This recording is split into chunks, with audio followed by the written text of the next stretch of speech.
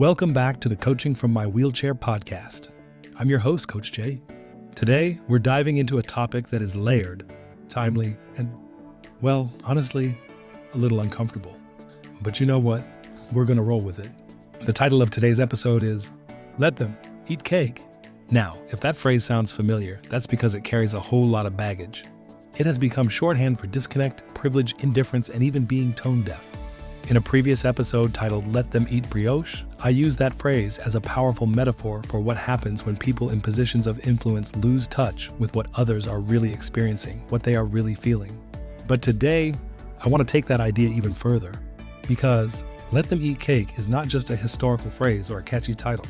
It shows up when leaders make decisions without listening. It shows up when people confuse giving advice with offering understanding. It shows up when policies are made from a place of comfort while other folks are trying to survive. It shows up in workplaces, in families, in churches, in communities, in politics, and yes, even in our own hearts.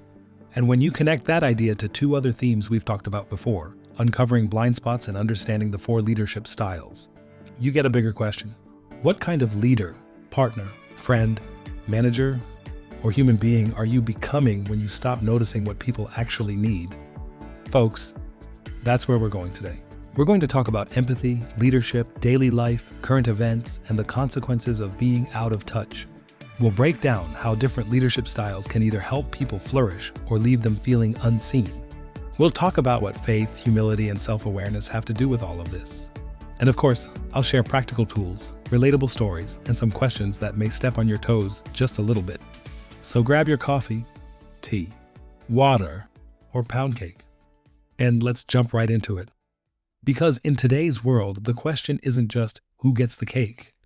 The bigger question is, did anybody stop to ask whether people needed bread first?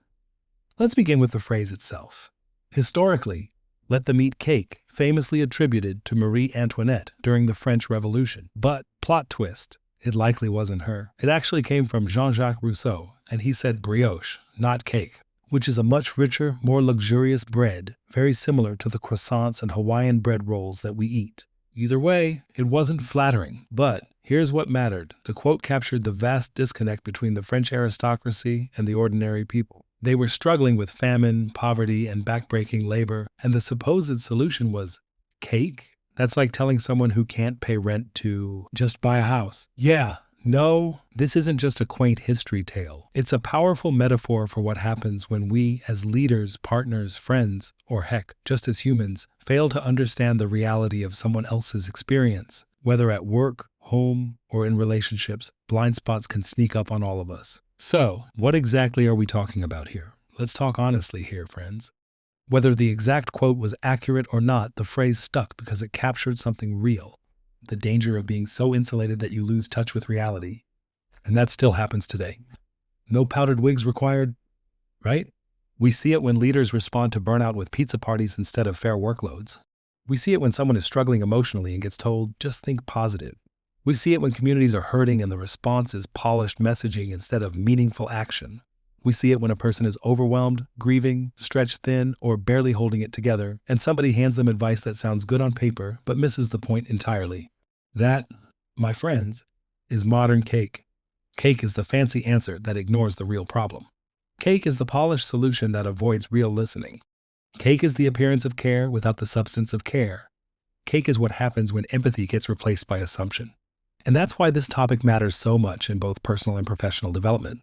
Because if you're serious about growth, leadership, faith, relationships, or influence, then you have to be serious about understanding reality from another person's point of view. Not your version of their reality, not your guess about their reality, not your neat summary of their reality, their actual lived experience. That takes humility. That takes emotional intelligence. And sometimes, let's be honest, that takes sitting down and admitting, I may have been offering cake when what was needed was compassion, clarity, support, or simply silence. Now, let's connect this to blind spots. A blind spot is not always cruelty. A blind spot is often unawareness. That's important because a lot of decent people do hurtful things, not because they mean harm, but because they never slowed down enough to notice the impact of what they were doing. Blind spots are created by assumptions. They're reinforced by comfort. They grow when nobody challenges us. And they get stronger when power, title, experience, education, or even good intentions convince us that we already understand enough. Let me say that again. Good intentions do not eliminate blind spots. You can mean well and still miss people. You can love people and still misread them. You can lead a team and still fail to understand what they need from you. You can even be a person of faith and still overlook the humanity right in front of you. Sometimes our blind spots come from our upbringing. Sometimes they come from privilege. Sometimes they come from pain. Sometimes they come from being so focused on results, tradition, image, or efficiency that we stop paying attention to people.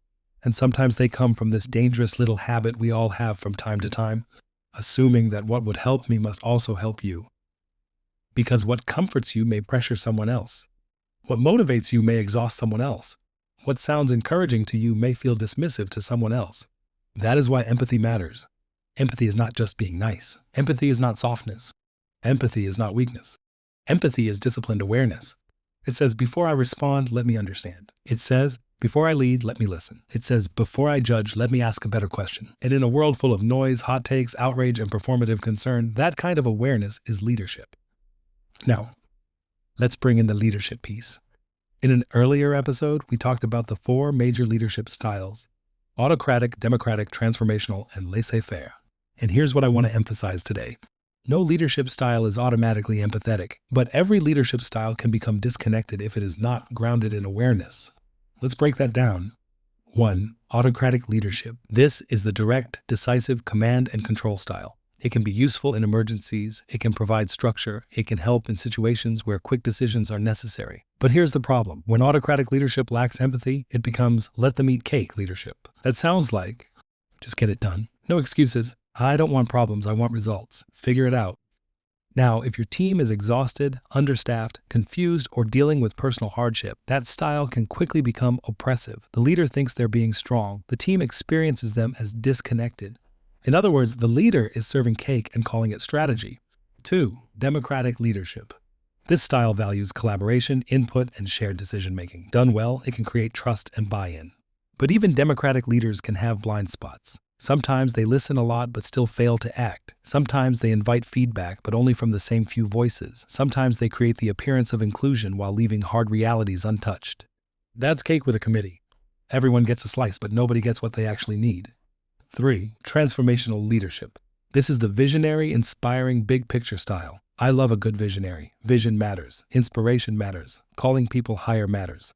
But transformational leaders can become disconnected when they get so focused on the future that they fail to care for people in the present. They say things like, we're building something great. Let's stretch. Let's rise to the challenge. And the team says quietly, we're tired. We're confused. We don't know how to get there. We believe in the mission, but we're running on fumes. Without empathy, transformational leadership can become motivational cake, sweet words, fancy frosting, no nourishment. 4. Laissez-faire leadership. This style gives people freedom and autonomy. It works well with experienced, self-directed teams. But without empathy and awareness, hands-off leadership can feel like abandonment. The leader thinks, I trust them. The team feels, where are you? The leader says, I don't want to micromanage. The team says, a little guidance would be nice. Cake left on the counter. No one even bothered to plate it. So what's the lesson here? Your leadership style matters, but your attunement matters more. Because no matter what your style is, if you are not paying attention to the people you lead, love, serve, or influence, you can still end up profoundly out of touch. Okay? Let me make this practical. Example 1. The workplace. Imagine a manager who notices morale is low. People are quiet in meetings, deadlines are slipping, attendance is shaky, tension is high. So what does the manager do? They organize a fun appreciation day with cupcakes, balloons, and a motivational PowerPoint called Crushing Goals Together. Now listen, I'm not against cupcakes. Cupcakes have their place.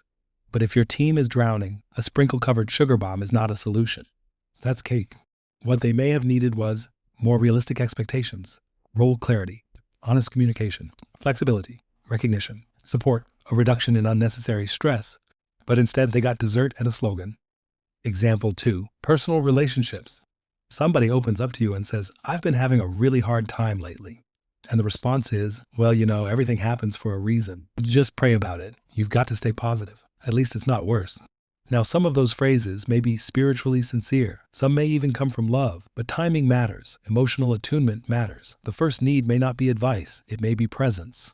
Sometimes the most compassionate thing you can say is, That sounds really hard. I'm here. Do you want me to listen, or do you want help thinking it through? What do you need right now? That's bread. Example 3. Leadership in faith communities. Let's go here carefully. In churches and religious spaces, it is possible to care deeply about people and still miss them. Sometimes leaders emphasize service, giving, attendance, discipline, or doctrine without fully noticing grief, burnout, trauma, poverty, disability, loneliness, or shame sitting quietly in the pews. Sometimes people are handed spiritual cake. More activity instead of rest. More advice instead of compassion. More judgment instead of understanding. More performance instead of grace. And that's where empathy and faith must walk together. Because if we claim to care about people spiritually, but ignore them emotionally and practically, we are not embodying love very well. You can't preach compassion and be inaccessible. You can't teach grace and lead without mercy. You can't speak about serving people while refusing to understand them. That applies in ministry, management, marriage, mentorship, everywhere. Part of why this conversation matters right now is because we are living in a time of visible strain. People are tired. People are financially stretched. People are emotionally overloaded. People are navigating division, grief, uncertainty, change, and information fatigue. And when times are tense, the gap between leaders and everyday people becomes even more obvious. People can tell when someone understands their reality and when someone is just managing optics. That's true in public leadership. That's true in workplaces. That's true in schools. That's true in nonprofits. That's true in families. Current events constantly remind us of one important truth. People do not just want information, they want understanding.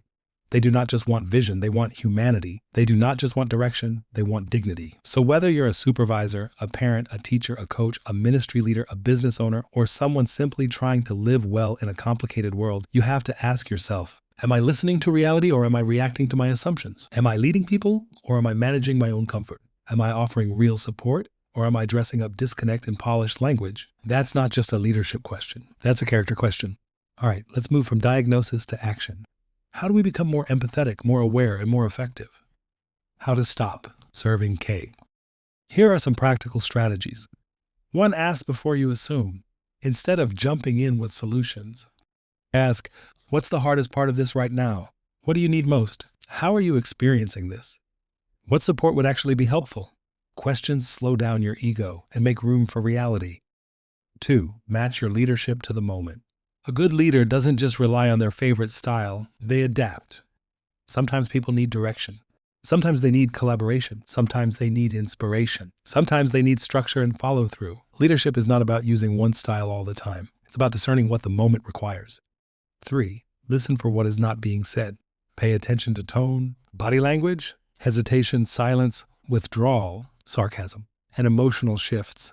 A person may say, I'm fine, while their whole posture says otherwise. Empathy listens beneath the words. 4. Invite feedback that may sting. Ask trusted people. What's a blind spot I may have? How do I come across when I'm stressed? Do people feel safe telling me the truth? Where might I be overestimating my helpfulness? Now listen, don't ask for feedback if all you want is applause. 5. Separate intent from impact. You may have meant well, wonderful, gold star, but impact still matters. A mature person says, I didn't mean harm, but I can see how that landed poorly. Let me understand and do better. That is growth. 6. Practice faith with humility.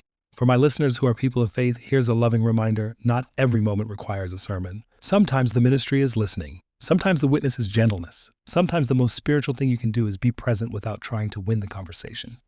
7. Check whether your solution is for them or for your comfort. Some advice is less about helping and more about relieving our discomfort. We rush to fix because someone else's pain makes us uneasy. But empathy can sit with what is unresolved. It does not always need to tidy everything up. All right, let's tackle a few common asked questions. Is empathy the same as agreeing with someone? No. Empathy is understanding, not automatic agreement. You can understand someone's fear, frustration, or perspective without endorsing every choice they make. Empathy says, I see your humanity. Agreement says, I share your conclusion. Those are not the same thing. Can empathy be learned? Absolutely. Some people may be naturally more attuned, but empathy is a skill that can be strengthened. It grows through listening, reflection, humility, exposure to different experiences, and a willingness to be corrected. Can you be too empathetic? You can be empathic without being boundaryless. Healthy empathy does not require absorbing everybody's emotional baggage. It means honoring people's experiences while also taking care of yourself. Empathy without boundaries leads to burnout. Boundaries without empathy lead to coldness. You need both. What if I'm a results-driven leader? Great. Results matter, but sustainable results come from understanding people, not steamrolling them. Empathy does not weaken performance. It improves alignment, trust, retention, communication, and long-term effectiveness. What if people just want excuses instead of accountability? Empathy is not the same as enabling. You can hold people accountable and still be humane. In fact, the best accountability is clear, respectful, and grounded in reality. Help me understand what's getting in the way is often more effective than what's your excuse now. How do I know if I've been serving cake? Ask yourself, have I been offering polished responses to messy realities? Have I been more focused on being right than being helpful? Have I been solving the wrong problem? Have I been assuming instead of asking? Have people stopped being honest with me? If the answer is yes, even a little, you're not doomed. You're just being invited to grow. Let me say this plainly. Even coaches have blind spots. Even people who teach self-awareness have moments where they miss the room, misunderstand the need, or jump in too fast with a solution. I've had moments where I thought I was encouraging somebody, and what they really needed was for me to slow down and simply hear them. I've had moments where I wanted to help so badly that I almost skipped understanding, and I've had times where my own perspective felt so logical to me that I forgot it might not fit the person in front of me. That's humbling, but that humility is part of growth, because growth is not proving you're always empathetic. Growth is noticing when you weren't and choosing to do better next time, and I think that matters for all of us. Whether you lead from a boardroom, a classroom, a church pew, a living room, or yes, from a wheelchair like I do, real leadership is not about always having the perfect answer. It's about staying connected enough to ask the right questions. Before we wrap up, here's your challenge for the week. I want you to think of one area of your life where you may be handing out cake. Maybe at work, maybe at home, maybe in your friendships, maybe in your parenting, maybe in your ministry, maybe in the way you talk to yourself. And ask, where am I assuming instead of understanding? What am I calling helpful that might actually be missing the point? Which leadership style do I naturally lean on? How might I adapt that style to meet people where they are? Who do I need to listen to more carefully this week? Then do one simple thing.